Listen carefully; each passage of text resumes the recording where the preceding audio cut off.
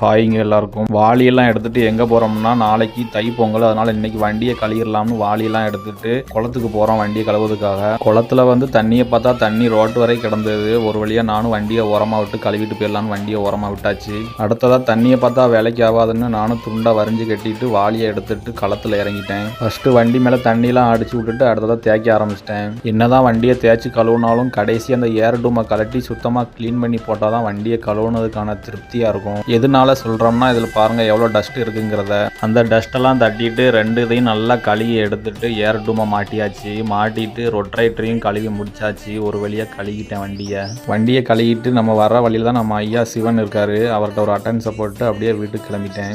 வீட்டுக்கு வந்தால் அப்பா போய் மாங்குளையும் கண்ணுப்புல குளையும் உடச்சிட்டு வாடா அப்படின்ச்சு. அதையும் கொண்டு வந்தாச்சு வீட்டுக்கு. அடுத்ததாக இது மறுநாள் எல்லாருக்கும் ஹாப்பி பொங்கல். அண்ணன் கூட ஒரு செல்ஃபியை போட்டு வண்டிக்கு ஒரு மாலையை போட்டு பொங்கலை முடிச்சாச்சு. அவ்வளவுதாங்க. அடுத்து சந்திப்போம். பாய்.